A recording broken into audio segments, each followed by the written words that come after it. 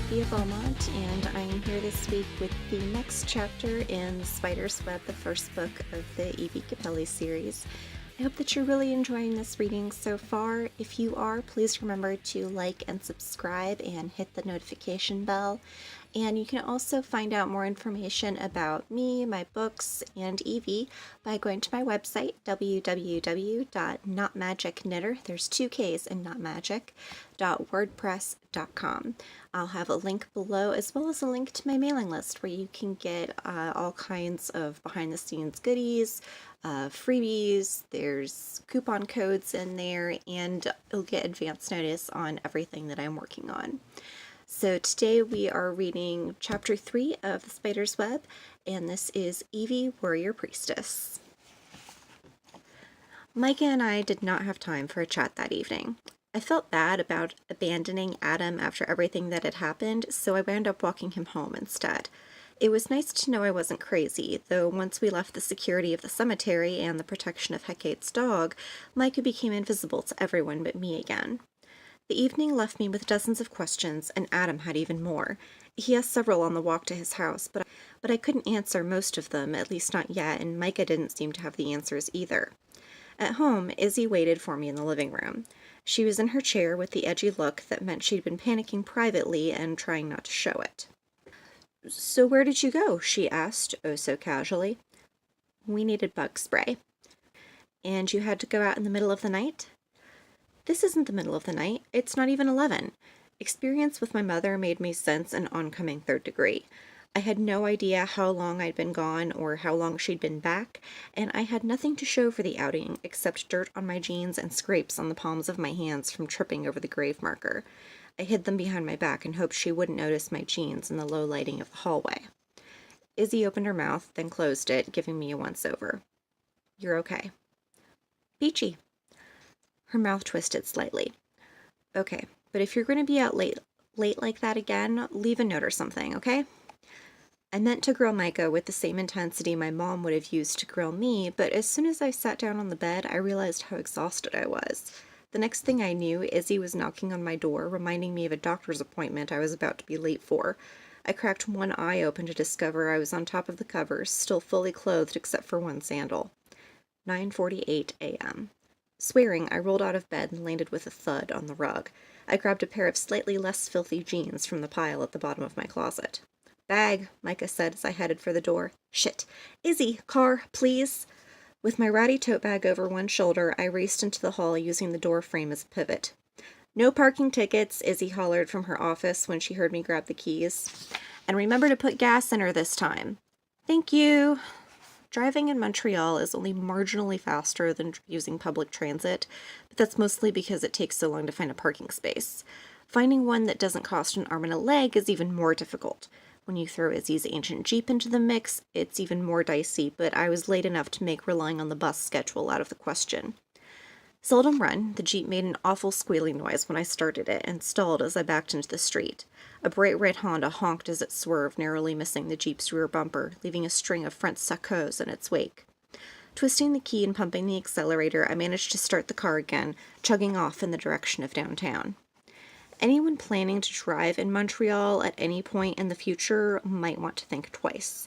I saw more traffic violations by the time I reached the end of Izzy's street than most highway patrolmen do in a month, and that's not even counting the woman who drove backwards down the neighboring one-way street every morning on her way to work. Mount Royal is practically sacred to most of the locals. So sacred, in fact, that for many years no roads could be built on the hill itself, which rises up in the center of the island, casting its shadow over the city center when viewed from the southeast. At least until Camille Hod, a former member of Parliament and mayor of Montreal, died. Then one of his successors had a road built and named after him. The Quebecois are contrary like that. Unfortunately, that road ran in the opposite direction I needed to be going, so I had no choice but to follow Avenue du Parc the long way around the north end of the mountain, taking Pine Avenue south again and then making a big circle up to Dr. Penfield Avenue. A stone's throw from Montreal General Hospital, the Pine-Penfield Loop is filled with independent practices, mostly of a psychological nature, which the hospital outsources a lot of its patients to. While Canada provides great health coverage, Quebec once again decided to be contrary by omitting psychiatric care from the list of covered treatments. With a few exceptions, most of the shrinks in the city run private practices from the multitude of row houses in the more affluent neighborhoods, with the Westmount, Golden Square Mile, Shaughnessy Village area chief among them. Of course, that part of town is also one of the hardest to park in. The Jeep shuddered to a stop in a rare street-side space, a dozen meters from Dr. Archambault's front door. Only slightly crooked and with no chance of restarting the car without a major incident, I called it a win, grabbed my bag, and raced up the sidewalk to the door, punching the button by his name with my thumb. I was panting by the time I reached his office on the third floor. His secretary, a gray-haired woman in cat-eye glasses I'm pretty sure were authentic to the 50s, glared at me over her magazine. "Vous êtes en retard," she said shortly, pushing a button on the intercom with a pointy, manicured finger. From a spot near her shoulder, a rhinestone pin in the shape of an owl winked at me. I shuddered. "Sorry," I gasped. I slumped past the dusty rubber ficus to the thick wooden door separating reception from Dr. Archambault's lair.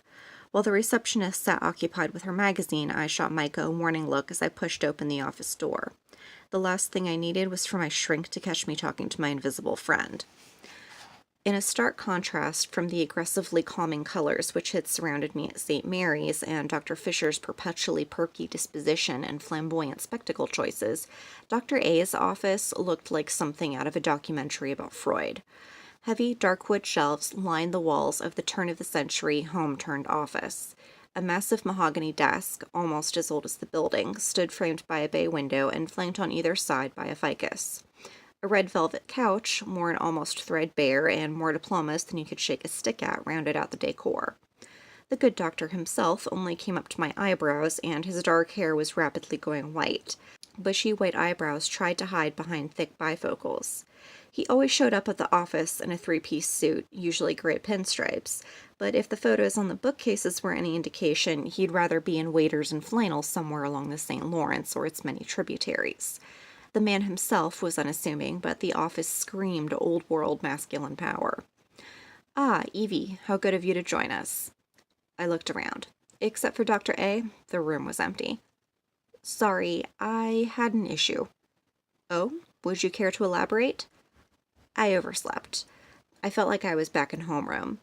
Now, where was my homework, and what was the test supposed to be about? Oh, right, the tenuous state of my mental health. "Long night?" When he smiled, his eyes crinkled until his brows resembled a living thing, threatening to consume the orbits wholesale. The effect made him seem less the rigid doctor and more the friendly old grandpa.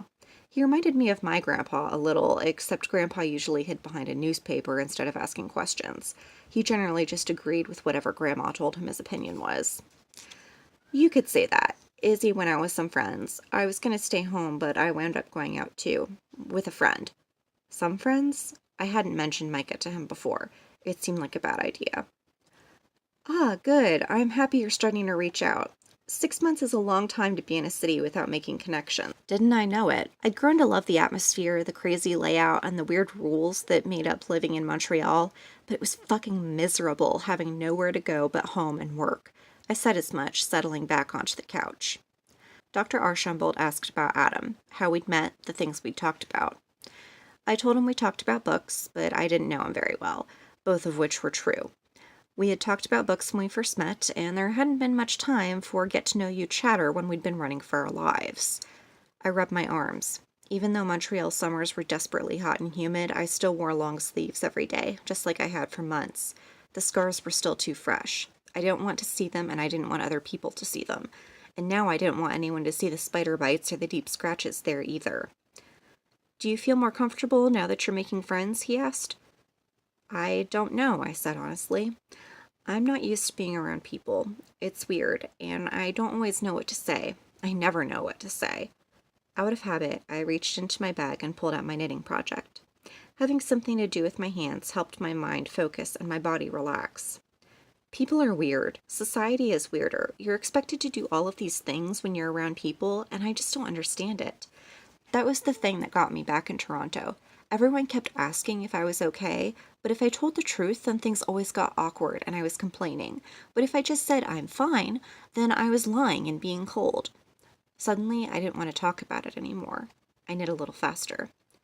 Dr. A made a note on his pad and checked the clock. Since we're a little short on time today, why don't we file this away for later, eh? Did you bring something to show me today?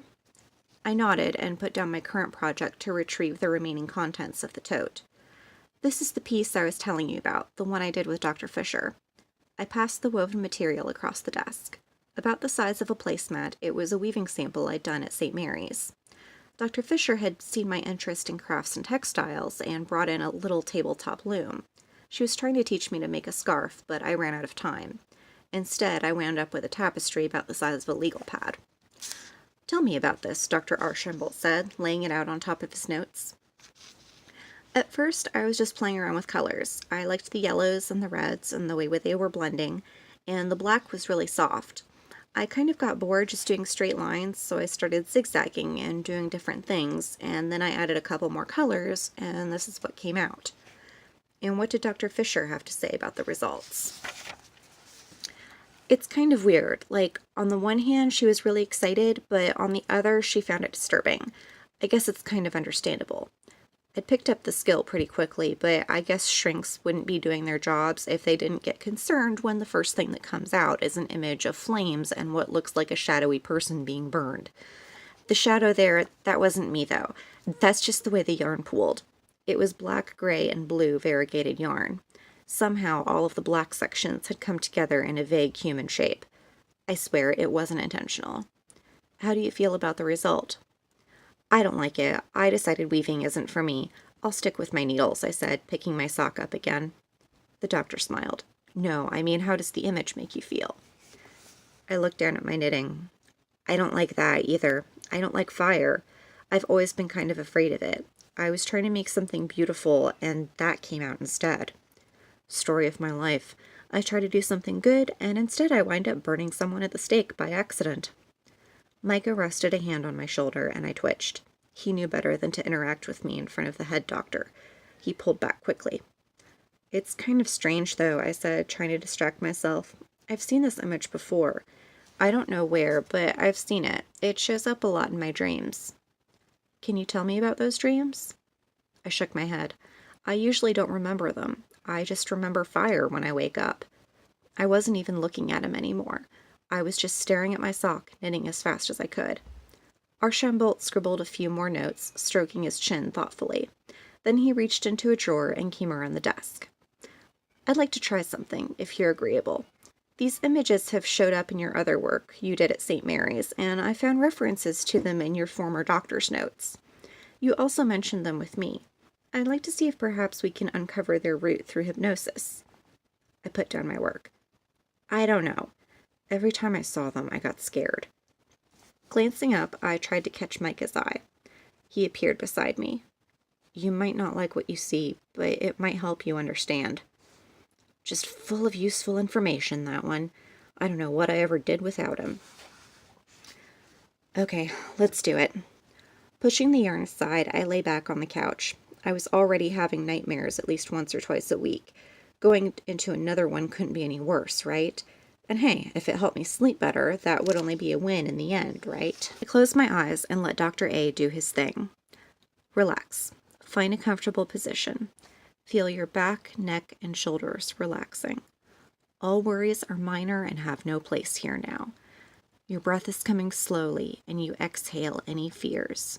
Your muscles are relaxed, even down to your fingers and toes. He waited a beat, then continued. You're in a safe place, a familiar, safe room where nothing bad can reach you. Can you see the room? Yes. It was the guest room at my Uncle Mike's house. I used to stay there for a week every summer when I was a kid. I was 10 years old again, with my rainbow suitcase open on the bed and the smell of popcorn drifting down the hall. Popcorn and ice cream were always dinner on movie nights. Good. Now go to the door, but don't open it yet. I want you to think of the fire and why you fear it so much. When you open the door, you will see it, but know it can't hurt you. We're here only to observe. If you don't want to leave this room, then you don't have to. Now, I want you to open the door. I did. What do you see? The temple is on fire. Tell me about this temple. It's burning. They set it on fire, I said, squirming. I wanted to close the door. I didn't want to see. The flames licked at tall pillars, tapestries dissolved into ash, fire eating its way up intricate patterns. Micah appeared next to me and slipped his hand into mine. I'm right here. It can't hurt you. It's already over, he said. But when he turned back to the scene, his brows drew together. Where are we? I asked. I knew the temple. I knew it, and I didn't know it. On the other side of the flames, there was a statue of a woman with 3 heads. The paint on her marble features bubbled and smoked. Marble cracked from the heat. More shadows were visible, darting in and out of the darkness and smoke. Crashing, screaming. I'd been here before, but when? There's only one way to find out. We took that step together, crossing the threshold. Up until that point, the images had been hazy and insubstantial. I was in my room at Uncle Mike's, but I was also aware it was only in my head. It was a memory of a place. As soon as I went through the door, it was like getting sucked into a furnace. I was no longer 10 and in my favorite place with my favorite person. I was barefoot on a stone floor with the most intense heat I'd ever felt burning my bare arms red. Coughing, I turned around. The door was gone. My only way out was cut off, and I was left standing alone in the middle of the temple, the altar at my back. I held a whip in my right hand, a thick braid of waxed rope with sharp copper beads at the end like arrowheads. When they came for me, I lashed out, slicing into exposed flesh. The other initiates were long gone, dead or taken as slaves. I couldn't see any of the priestesses and assumed they had met the same fate. I would not be a slave, not to any man. I gripped the handle of my weapon tight and struck again, copper tearing into the throat of my enemy and dropping him to the floor. I let the momentum carry me in a circle, bringing me around to another. With the whip raised over my head, I snapped the long rope in his direction. It wrapped around his neck, and I pulled him to the ground. But there was another and another. There were too many for me, and then one of my copper beads caught in my victim's helmet. He grabbed the rope and jerked it from my grasp. The coarse material tore at my skin as it went, drawing blood on my palms. "Forgive me," I said, snatching a votive dish of oil from the altar. I threw it on him. He laughed, until I kicked him squarely in the chest, and he stumbled from the dais and into the fire. I ran around the altar. Sparks had already left scorch marks on our most valued treasure. Too short to reach the rod, I gave a yank, ripping it from its mount. It tore, but I could fix it later. I had to get the tapestry out of the temple. Someone grabbed me from behind, lifting me off my feet. I screamed and kicked, but it was no good. Metal on metal. Then my attacker stiffened, a long scream erupting in my ear. I hit the ground and rolled out of the way as he collapsed, Micah's sword protruding from his side. "Are you all right?" he asked, offering me a soot-stained, bloody hand. I prayed none of it was his. I took it. "Yes, thank you. Help me with this." Together we managed to bundle the tapestry into a roll. I threw it over my shoulder, carrying it to the secret crypt entrance, with Micah following behind, blade at the ready, cutting down anyone who tried to block our path. Hidden behind another tapestry and accessed through a mechanism in one of the statues of Hecate Trivia, I led the way down into the catacombs. I took one of the torches from the wall and thrust the end into the fire. The tunnel swallowed us, and the door slammed shut. We descended down, deep into the earth where the elder sisterhood of the temple were buried. "Where are we going?" Micah asked, looking around nervously. He held the torch aloft, straining to make out anything in the dark. "Down. There is a chamber where we can hide this, at least for now. It's too heavy to carry long distances. The tunnel comes out near the river. We can come back for the tapestry later," I said. "You should leave it. It's only a tapestry." "It's a magic tapestry, a gift from the goddess herself. It shows the future. I can't let them have it." The thick stone walls dampened the noise from above, but the sound of the battle still carried through here and there. Our little village was no match for the invading force, particularly one ruthless enough to loot our only major temple. "Is it true what they say about the caves?" Micah asked. "That they lead directly to the underworld?" "I don't know. If they did, only the high priestess knew, and she was dead now. If there was a gateway, I didn't want to find it on this particular excursion." I shifted the tapestry to my other shoulder and kept walking, trying to ignore the tight, dark space. I'd been into the catacombs many times to perform my duties, but never without at least 3 other initiates and one of the priestesses. "I won't get in trouble for being here, will I?" Micah asked, pausing to examine one of the mosaics on the wall. I touched his wrist just above his sword hand. You are here in the service of Hecate, protecting her treasure and one of her servants. I doubt she will bring her wrath on you simply because you are not a woman. He nodded and leaned down to kiss me. What was that for? He shook his head. Just in case. I put my hand to his cheek. The next full moon, we will survive, and we will get out, and we will wed, just as we planned. A thump from somewhere behind us. I glanced over my shoulder, then moved quickly as I could down the corridor. From niches carved into the wall, the empty skulls of generations gone by watched our progress. Here and there we passed openings large enough to walk through, entrances to dedicated tombs of wealthy or important people. 9th doorway, 9th column, I mumbled, counting. 9th row, 9th skull. The 9th skull wasn't of bone, but alabaster. Reaching into the empty eyes, I triggered the opening. Initiates weren't supposed to know about the room, but I did. I'd been with some of the others cleaning the resting places of our predecessors and leaving offerings when I heard a noise. When I followed it, I saw our high priestess opening the door. It was the safest place I could think of under the circumstances. I left the tapestry on the floor and backed out, closing the door. No sooner had it latched than a soldier rounded the corner, a wicked grin on his face. "Evadne, run!" Micah ordered, stepping between him and me. To my right was a clear passage to the hidden exit by the river, but I couldn't leave Micah, not when 2 more men arrived. The tight quarters made a battle with swords nearly impossible, particularly if that fight was 3 against 1. Micah raised his sword, jabbing the closest one in the side. His sword skimmed off armor, missing flesh by the width of a finger. His opponent brought his fists down on the back of his neck, sending Micah sprawling to the ground in a daze. Before he could roll out of the way, one of the soldiers drove his spear into Micah's shoulder. He howled in pain, and I screamed, throwing myself over him. "Stop! Leave him alone!" I cried, torn between removing the weapon and allowing him to bleed with nothing to stop it. The soldiers laughed, and the one with the spear retrieved his weapon, yanking it roughly from Micah's body. He choked on another scream. I tore off my shawl to press it to his wound, but one of the other men grabbed my arms and hauled me to my feet. "This one's coming with us," he said, holding my chin in his meaty hands and turning my head side to side. "Not the prettiest, but she'll do." They roared with laughter again. Micah managed to get himself into a kneeling position.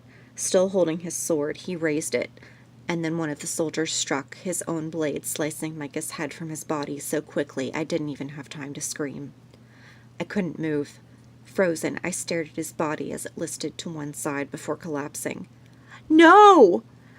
The one holding me tightened his grip, pulling me away from Micah. I screamed and struggled, punching, kicking, biting, anything I could do to cause them harm. He merely crushed me into his arms until I couldn't breathe, until one of his friends managed to tie my hands.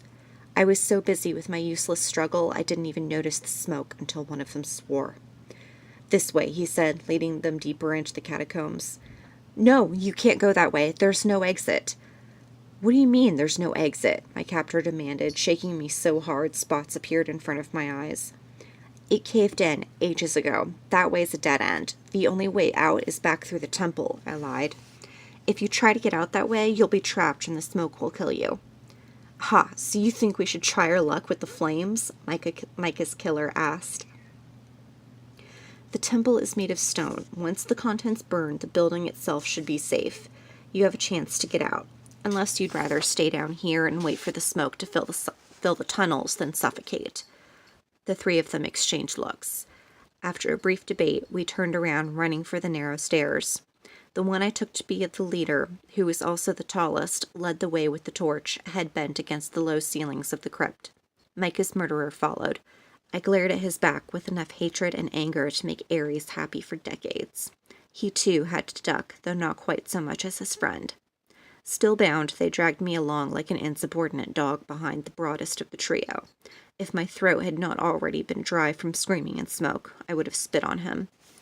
I wiped my eyes, the scene replaying in my mind as we ran. It had all happened so quickly I couldn't do anything to stop it. One moment I'd been holding his hand, and the next he was gone. The temple had been decimated in our absence, the tapestries reduced to ash, the bodies of my sisters providing additional fuel for hungry flames. The air was thick with the smell of burning flesh. Smoke filled my lungs at the first breath. "This way," one of them said, leading us off to the right, past the ruined altar. Feigning a coughing fit, I bent double. My captor pulled at my ropes, dragging me after him. I stumbled, hands brushing the ground. I came up with the sword of his fallen comrade. Surprise was the only reason I managed to drive the blade into him at all. It pierced through the lacing at the side of his armor, and I used all my weight to force it deeper into his chest. Blood spilled from his mouth as I released the handle. He stumbled backwards off the dais, eyes as lifeless as the empty marble gaze of Hecate's statue. I turned mine on the 2 remaining men. You lack the honor to be called soldiers. To desecrate a temple, to kill the women and children who serve it for no other reason than to feed your own greed brings shame upon you, and the gods will take their revenge. But not before I take mine.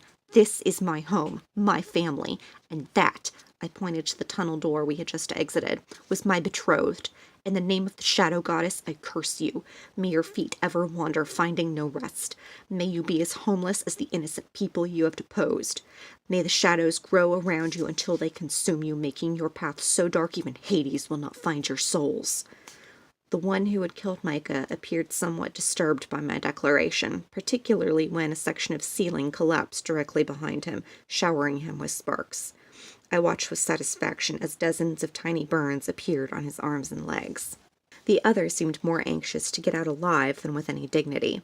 Worthless wench! Kicking out, he sent me tumbling back into the unintended pyre of my sisterhood. I jolted awake before Dr. A could give the signal. Heart hammering, I gulped in clean air.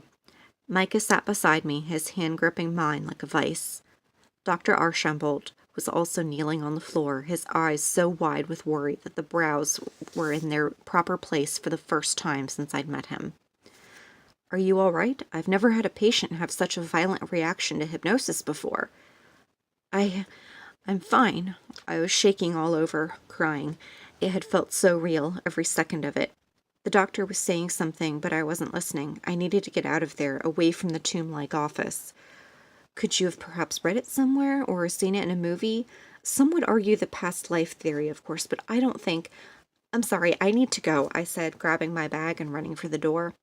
Somehow, I got lucky and did not have a parking ticket for once. The Jeep roared to life with minimal persuasion, and I pulled into traffic as fast as I could. Right then, I wished for one of those long, winding country roads people go on about, but I'm a city girl, born and bred, so Montreal streets it was. But I followed them to one of the few places in the city where I stood a shot at being alone. So thank you for joining me this week, and I will see you soon for Chapter 4. Don't forget to like, comment, and subscribe, and check out the blog. I also have an Etsy store where you can get signed copies of this book and all of my others. Just be sure to check out the link in the box below, and I will talk to you soon. Ciao!